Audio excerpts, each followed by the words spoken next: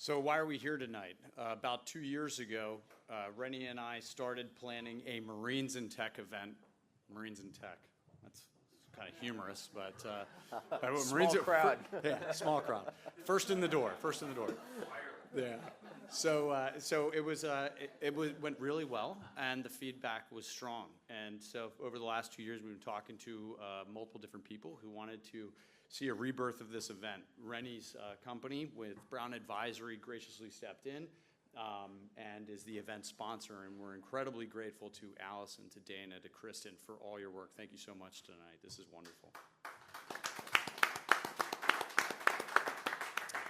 So that's how we got here tonight. I will let Rennie take it from here. Rennie, thanks again for leading the panel.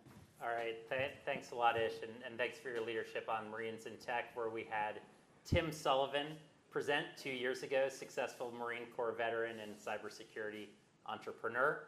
And tonight we have three great panelists at various stages of company building, early stage, growth stage, and one who was part of the leadership team who sold a company to Caterpillar and recently started a new job at a growth stage company as well. So perhaps we could just go down the line and talk a little bit about, who each of you are, your branch of military service, and just a tiny flavor of what your company does and at which stage it is. So just a kind of brief bio to get us kicked off. Sure. Arthur Carell. I was in the Marine Corps infantry officer from 2006 to 2013. I was actually an attorney previous to that, which was an interesting journey to Quantico. But my first job after ending active duty was with FiscalNote. And I joined FiscalNote when it was 5. I think I was employee number 6. Another guy started the same day I did. It was actually Veterans Day. And I thought that was very appropriate. I was like, yeah, I got a job, which is great. And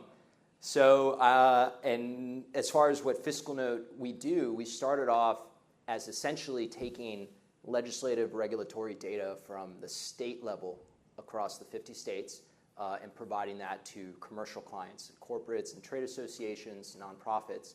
And we have since grown and expanded the product into it's an issues management platform. So mostly for more global enterprises, very large organizations with interests all over the country, all over the world, are now able to manage their issues around policy on our platform. So using the same legislative regulatory data at every level of government, analysis of different policy strategies, and now also being able to interact with the platform with their own internal team data and management. So that's what we do in a nutshell. It's been a phenomenal ride. I mean, it's kind of a white space play for that particular use case, and yeah, we're just going guns blazing, as we used to say. So. Robert Johnston. So I'm another Marine. I guess we're all Marines on the. Not me. Oh. No one's perfect. Yeah, no one's perfect. So I was in the Marine Corps from 2008 to 2015. I spent most of my time in the Marine Corps in cyber. So I spent time at the National Security Agency and the Network Operations Center down in Quantico. After that, I left. I went to the private sector. I was working for CrowdStrike for a little while, doing consulting, incident response. So I got to do some interesting things over there, including the Russian hack of the Democratic National Committee and the U.S. national elections. So got to take part, pretty active participation in that. I left CrowdStrike and founded Adlumin, which is a cost-efficient cloud-delivered SIM augmentation and replacement technology that we provide to mostly the commercial sector, but also a few government deals on board as well. So it's been an interesting ride. We're about a year and a half in, I would say, from total time, from when we kind of got the technology built and deployed, and now are acquiring new customers. I'm Rob Bradenham. I was not a Marine.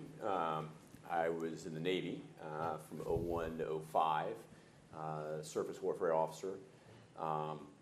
I got out, went back to business school. Primarily didn't really know what I wanted to do when I grew up. Even after business school, still didn't know what I wanted to do when I grew up. So I went to McKinsey, was there for about 5 years, and really figured out that I wanted to build and grow something, and most likely in the tech space. And I wasn't really looking for a job. I was looking for an opportunity, something where I could actually take a meaningful stake in, help grow a meaningful role. Ended up joining up with a small company that at the time was 100% focused on the defense space, a little company called ESRG, which was a data analytics company, and really was focused on taking what they had developed for the Navy and applying that to commercial industries. So we grew that and then eventually sold that to Caterpillar in 2015, and I essentially led that business within CAT up until this past fall, and decided to go do it again. And so I've joined another growth software company, a company called Decisive, based out in Reston. And Decisive is a SaaS company that manages service and maintenance for commercial assets. So think big rig trucks. We've got about 4 million primarily trucks on our platform that use it to facilitate service really across North America. And I'm trying to take what we've done in the SaaS space and build a data business on top of that. So we've got a few million service events flowing through that every year. How can we create more value with that data for our partners? Great. And that's a nice segue to a question I wanted to ask all of you, which is, you're all in businesses where you're using analytics on top of data, and Rob, you especially from the ESRG days and then now at Decisive.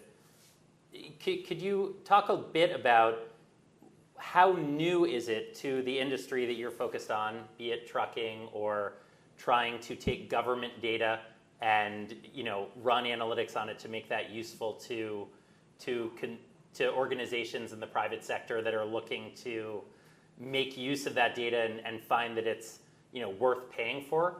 Can you talk about working on data analytics in your sector, whether it's the sector you're analyzing or the sector you're selling to, and are people willing to pay for that? How are you differentiating on that? Art or Rob, maybe start. Sure. Yeah, no, when we got started, it was amazing the number of people we spoke to were like, what are you, like a robot lobbyist, trying to replace my job? And we're like, no, we're here to enable, we're here to be, if you're in government affairs or public affairs or any kind of external corporate affairs, this extends your capability. And that really got a lot of traction. In that sense, so we had to be sensitive, obviously, to this idea that we were, looking to replace a particular function. We really enabled it, but it truly, in this space, this was brand new because the way the work had been done was entirely up here, and it was very much, and by that I mean this is your system of record for a major global enterprise, and so if that individual left, literally you were starting all over again when it came to your policy strategy or just your policy engagement. I mean, our mission is to connect organizations to their governments. And as I think maybe you see this in the news over the last several years, that hasn't been a very smooth relationship.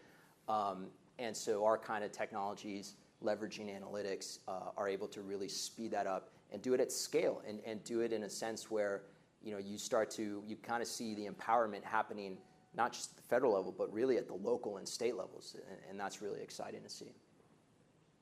Yeah, I think for me, in the industrial space, actually a lot of the same challenges, people who have done something a certain way for 50 years, you're now saying there's a smarter way, which if you don't say it the right way, it's taken as you've been doing it the wrong way for 50 years, right? Your entire career has been misguided, right? And if you come across that way, you quickly get shown the door, which is not that helpful in growing a business.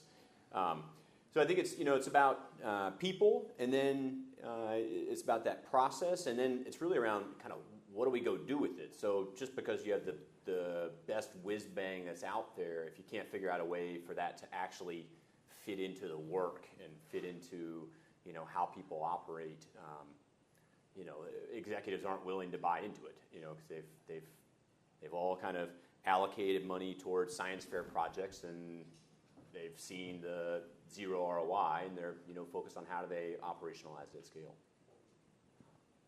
Yeah, so in the security space, I think analytics has really taken form because, especially say our customer set, which is kind of like regional banks, medium-sized banks, a couple billion in assets, they really don't have huge security teams, but yet they've got to defend their networks like their Bank of America that has 3,000 people that work in security. And so analytics helps. It's a force multiplier for these individuals. It's a force multiplier for people who are resource constrained by capacity in both personnel and time. It's a force multiplier from a budgetary standpoint because now you don't have to hire more analysts to do the analytics portion of it. You've got a piece of data science, and my data scientist is actually here, Tim, back there, that works on all this stuff. But it allows the ability to make decisions, informed decisions on large quantities of data that don't require more people and, frankly, require less of a budget. I think when we are building out our analytics platform in the cloud, I was amazed by really two things.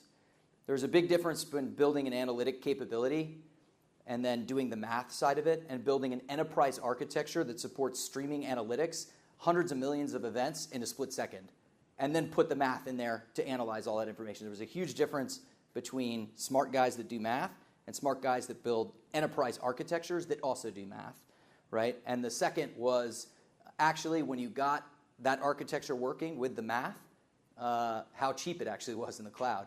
It's pretty inexpensive, and I think we're very fortunate to be able to pass those cost optimization technologies onto the price and the customer. I mean, to run an enterprise scale architecture that hundreds of millions of events is, you can deploy for a couple $100 a month in Amazon Web Services. It's great. Those are the two things I think about analytics specifically that amaze me the most about building technology and deploying it. Great. And, Rob, you and I chatted a little bit before the panel started about the age of your company, and you think, the industry you're focused on, what you're doing, just product market fit was there from day one. And I was a little surprised to hear that the company is 18 years old and had kind of worked over time to really learn its industry and then kind of is now over the past few years taking off. But I'd love your thoughts on, what happened to make it really take off, and for the other two of you as well. Robert at the very early stage trying to find product market fit, and Arthur doing M&A to try to bolt on to the FiscalNote capability to create a larger company. Your thoughts on product market fit, when you have it, and what you're doing with it. I think for us, that product market fit took, close to a decade, right? There was a lot of wandering in the desert, and luckily there were some customers who were willing to help foot the bill for some of that and maybe saw a bigger vision alongside us.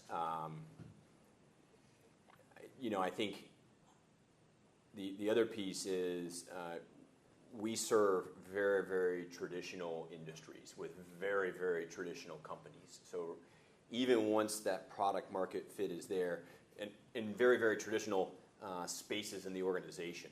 So once it was even there was still a very long sales cycle. Even now we're kind of like the de facto solution in North America. It still might be 18, 24 months for us to bring on another enterprise customer.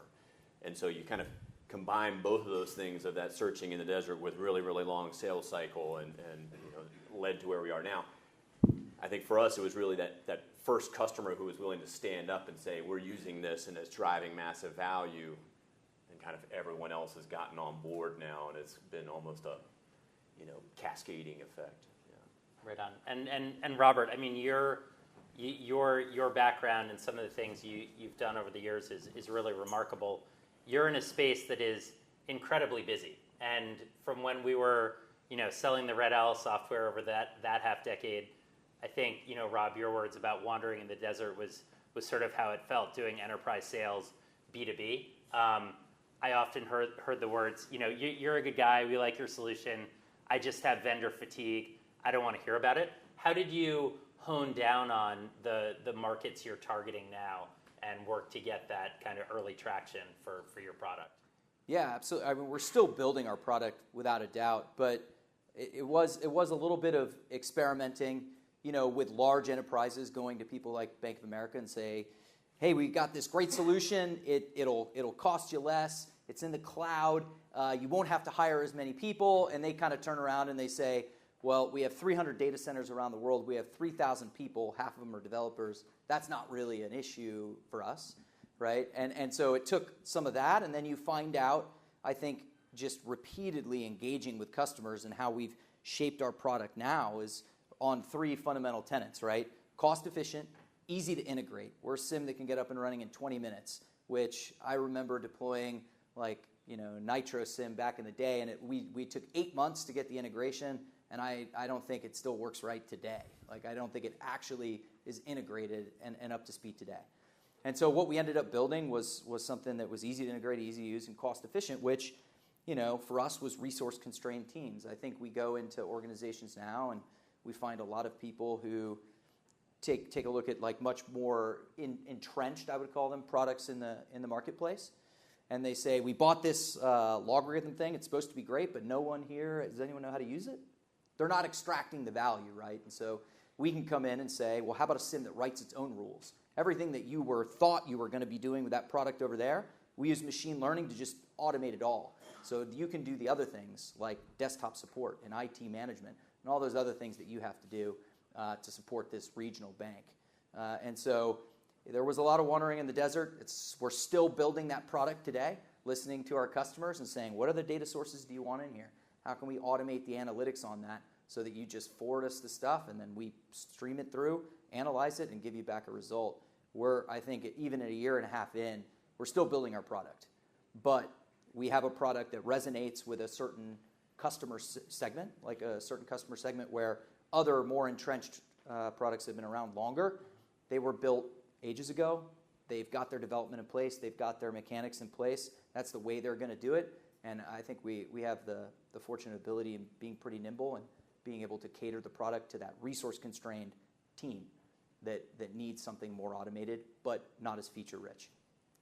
I'd actually be interested to hear from the audience, of those of you in tech, how many are in the enterprise space versus the consumer, B2B or the consumer space? Like those of you who are B2B. Just quick poll. Okay, consumer? Interesting. So I think definitely, obviously, this is more of a B2B viewpoint panel, and it'd be interesting to see generally veterans who go into the tech industry, whether there's any preponderance one way or the other. But it comes down to product market fit looks very different, I think, in those. Right. That's just one perspective in which PMF could look different. I know there's, you often hear this debate in the tech sector of just what is PMF?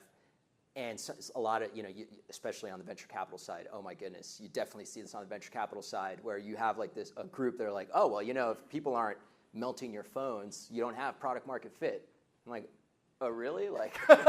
Tell me more. What must that be like? And yeah, maybe I've got this consumer app that's just blowing up. I mean, that might just be a wonderful feeling. But yeah, and I guess maybe more in our world, we looked at it in the sense absolutely, always talking to the customer, right? What does this look like from the customer's view? And in our very early, our very first customers, to hear them talk about just how much time they were saving a week, a month, and to see the smile on their faces, that was yes, there's something here. We looked at it a bit more in just from a strategic perspective. As a SaaS recurring revenue company, you get to specific milestones in revenue where that is product market fit. Right. If you are a subscription business and you are at a certain level of revenue, if you're not pouring the gas on the fire now, you're missing out. Right. And so for us, that was our strategy. And now we're at another level where we're seeing, we can now leverage our growth multiple to really help, bring in maybe these other companies that they don't see this, they're not seeing the same growth, but they're great products and they're great teams. And with the kind of valuation, essentially valuation arbitrage we can bring to the market, we can, as a data company, as a data technology company, we building the technology that can expand a platform at scale and at speed. It makes all the sense in the world for us to be very acquisitive. and hence and it's acquiring tech companies or services tech, companies? tech companies, data companies. Data companies. Data, yeah, data is the new oil, right? I mean, we've heard that for a long time, so maybe it's not so new anymore. But we absolutely believe that. I mean, the value that, again, going back to the customer, just last week we had a conversation with another, this global enterprise, and we're talking to them how, you can manage your legislative affairs in Kenya on our platform, and they're like, how's that even possible? Right. Right, and to hear that feedback, that's product market fit. Like, we love to hear that.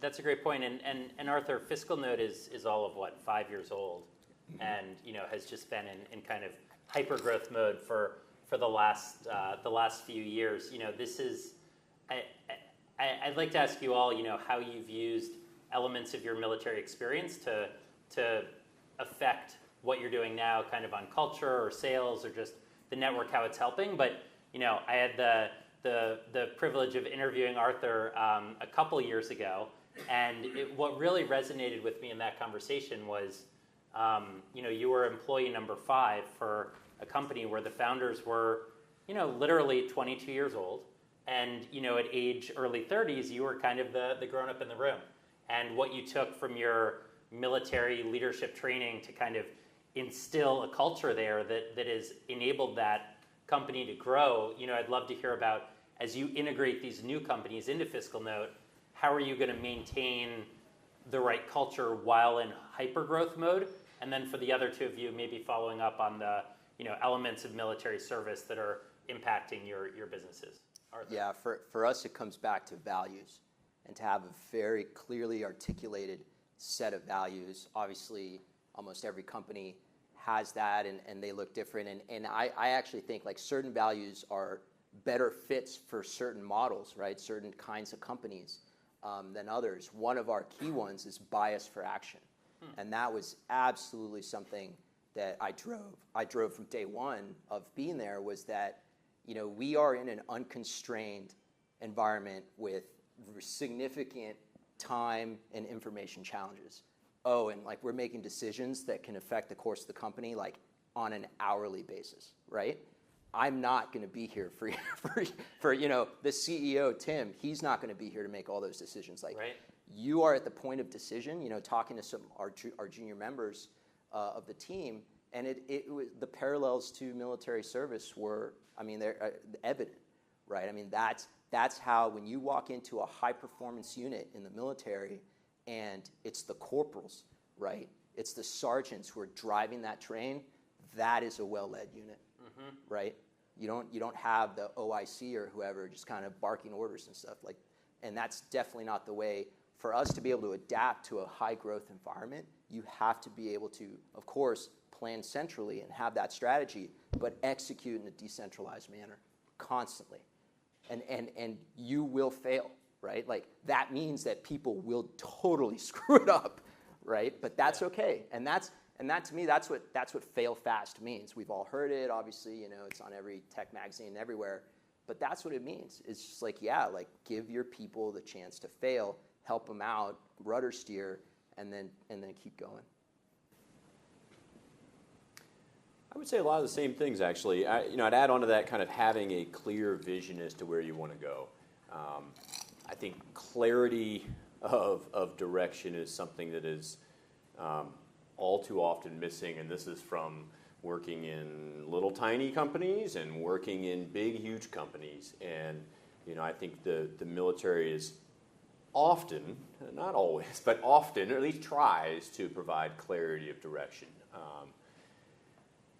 I think that's a huge thing. I also think kind of being humble and kind of being willing to step in on anything, especially in kind of very small growth tech. Your title may be something, but you're likely doing 50 things a day that are completely different than that, and having a whole lot of ego is not going to be successful. But I would agree with everything you said too. Rob? Well, I think my only addition, one of the probably the most important experiences I took out of being in the military, and being in combat too in the military, is really what educated me on this, is that there are things inside of your control and things outside of your control, and it's the same way in business. There are things within your control and not within your control, and in combat I learned very quickly to focus on the things that are in your control and keep those moving forward and stop worrying about the things over that are outside of it, right? Because you'll drive yourself crazy. You'll do the same thing in business. There are just some things that you can't control. Focus on what you can and keep moving forward. If I wasn't in the military, I think that might stress me out a lot. Trying to control every little aspect or every individual or every position in the company where I feel, at least maybe I'm very fortunate. I trust the people that I work with. I understand that there's just some things I'm not going to be able to do anything about, and that's the way it is, and that's okay. It allows me to not dwell on it and move on to the thing I can control, right? And so that experience and being able to handle that kind of stress level, that if you have never experienced that or never experienced that in combat, you wouldn't understand, or it might stress you out to the point where you'll quit. And I think that's allowed a lot of the military veterans to kind of keep going, because they understand there's two sides to the coin, and you just stick to the one that landed face up, because that's the one you can take a look at, right? Great. And we're all in the greater DC area. All three of your businesses are based in, I think, DC proper, Reston, and Arlington. So the DC area, good talent, be it engineering, sales, etc., always in short supply. Can you talk a bit about how it's going in general, as all of you are growing quickly, and specifically for here in DC, what has been good, what's been more challenging as you've looked to hire in this region? I'll go first, sure. So we're in Roslyn. I like... and sorry, if you just the number of employees too. Yep. Where you are, so how many you're trying? 9 employees, mostly in engineering, but some in sales as well. And so our sales guys work remotely. So those are, and kind of nice. And we choose very specifically, so if we're going after regional banks, we choose guys that have done sales at Jack Henry, Scimitar, Fiserv, right? So we go after these guys that have contacts in that area, and they work remotely in different parts of the region. I think being in DC here is really good.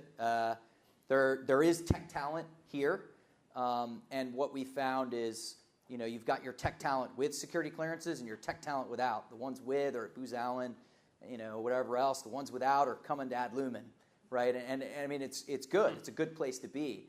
I think it's competitive in some ways, but not competitive in others. The other is the location is attractive, especially to younger developers. I mean, you can pick up a new engineer really, really quickly going on a recruiting site here in the area. Whereas we went through the Mach 37 incubator, where it's like all the way out in Reston out there. It might be harder to find talent that 20, 22-year-old smart coding talent that wants to go out to Reston, rather than he lives here in DC, he hangs out in Penn Quarter, he drinks on 14th Street, and he rides the red line to the Adlumin office at 9:30-ish to start working, right? So, right on. Yeah. Right on, yeah. Rob Bradenham, what would you say about talent in Reston? We're out in where Reston. Your company is based. And everything's perfect. No, I think I think we've been very fortunate lately, especially with a lot of growth. It's a place that people want to be. We're kind of a weird company. We're probably 40% here in the DC area, maybe 20% actually down in Richmond, and another 40% everywhere from Poland to Costa Rica and everywhere in between. And that's remote developers and sales and customer support kind of across North America. I think there's a lot of people out there who want to get involved in high growth companies. I mean, our pitch to people is, you may come for this job, but look at Jimmy here before, and he came for this job and has done this one and now this one and now that one, right? So we're looking for people who don't necessarily have kind of a super deep skill set on one thing. We're looking for athletes who can do one thing today, and tomorrow when we have a new opportunity in Japan, pick up and go there for a year, right? So I think, there's a little bit of kind of natural selection, right? I mean, people who that appeals to, reach out to us. We probably don't get as many 22-year-olds who want to drink at Penn Quarter. We probably get more, 29-year-olds who moved out to, Reston, right, or Arlington, right? But Yeah, we love being in the city. Yeah. I mean, it is, and the chief reason actually is one you didn't mention, which is the customers, right? Like, and we love our customers. I mean, they are all here, right? Every organization that has a public affairs, government affairs function has some kind of presence or at least connection to Washington, D.C. So the access to the customers is phenomenal. And being downtown, I think we are able to take advantage of that dynamic where you do have a lot of very talented engineers who are in the city. It's very accessible, and plenty of folks who live outside the city that can make it in on public transportation or driving, obviously. And we just think it's a great, there's something to this town that being in a space that's not necessarily, of the government, but is something that we can create a great company that's not necessarily in that industry, but is working with the domain is very interesting. So I don't know. I'm curious to see what happens when Amazon 2HQ comes, right? Like that'll talk about Reston, right? Yeah. That'll be interesting. Our rent will go up. Yeah. Yeah. So I think the market's got some very interesting growth ahead for it. Obviously, the schools are great and will continue to stay top notch, and it's just a good growth story generally. Awesome. But could we do one on the fundraising environment? One, Robert, having just gone through an early stage, sort of seed stage investment. Arthur, looking at you guys completed a Series C or D last year, and Rob, maybe you could turn the question a little bit differently from your ESRG time. When you were looking at the acquisition from Caterpillar, what your sort of expectations were versus how that all shook out, but just a little bit on financing the businesses. Yeah, starting at the beginning. So without our investors, right, nothing would be possible. I found very early, so I'd never started a company. I was pretty young. I quit my job and said, all right, I'm going to go to this Mach 37 incubator thing. Sounds like a good idea. Why not? Like, not married, no kids, high risk. I like it. Sounds good. So thanks for the $50,000 I got from Mach 37 went, right? And said, why not? It was an experience because I'd never started a company, came out of the military. And I found that early stage, very early stage VC, right? Like kind of no product, just something you could demo, right? On a maybe your laptop computer to be quite difficult in the DC area. You always hear stories about what's going on, in Silicon Valley or other hubs, New York City, where that very, very early stage, the couple $100,000, just let's see if you can get something running, right? The product VC was hard to find, but we did eventually, and we're able to find it. My experience is very myopic, right? Because it was just here in DC. But you end up hooking up with angel investors that have done it before, guys like Rennie or guys even like Tim Sullivan, and for us, Jim Hunt and Lou Brown and these other guys that kind of pull together, and then they introduce you to people, and they introduce you to people. But the story of how I got to those guys was actually starting at FBR Investment Bank, right? Going over, going over there. It was some contact that Tim had, and they're like, we should go talk with this guy, right? And this guy's like, well, listen, we IPO companies. You're a little off, a little ways to go, but how about I introduce you to this guy, who introduced you to this guy, and this guy, and this guy, and eventually we made it to the right folks, that allowed us or provided us the opportunity to move forward. And so that was kind of my experience, and it took a long time, right? It took like a couple months. It took 4 months, 5 months, and that's with Mach 37 in there as well. So after that, though, things I think were a little easier, right? After that kind of first nugget, people are invested, they're looking, you're working, you're getting something online, you're getting it out there. After that, it got a lot easier. But it was tough at first. It was tough. I feel very fortunate because I don't think a lot of people get to where I am, or where, especially not where these guys are. But like, I don't know how I did it. Looking back on it now, like, to keep going and show up at FBR Bank, probably looking like idiots, right? Like, what are you doing here? We do IPOs of companies, but you should talk to this guy. Thanks you for the 30-minute meeting, and that introduction was fruitful. So that's how the adventure started, I think, for me. I think, I agree with a fair amount of that. And if there's one lesson I've learned, coming from just a grunt in the Marine Corps and getting into this industry and being very close to the fundraising and financing activity, is just how much money there is out there. There's tremendous amounts of institutional capital out there. And so the question is, and I think you're right to tear it out by stage, in the very beginning, it's almost random. It's like better to be lucky than good. You know what I mean? Like that very first one. But then after that, it's not so much like raising money, it's raising money on what terms, right? And what are the preferences, and what are the participation, all these, that's really that's the hard part. That's the strategy. And so if you pay attention to that, you can do very well for yourself.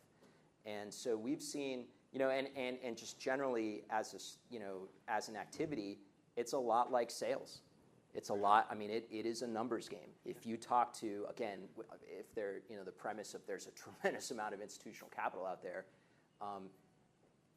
maybe certain populations that don't traditionally have as direct access to that kind of capital, like, can feel locked out. One way, it's a numbers game. You contact so many. It's like sales. You contact X amount, you're going to get Y amount of meetings. From that, you're going to get Z amount of potential term sheets, right? Mm-hmm. So if you can calculate it out that way, the problem becomes a little less daunting and maybe a bit more accessible to folks who haven't done it before or may not traditionally have that kind of access. Right on.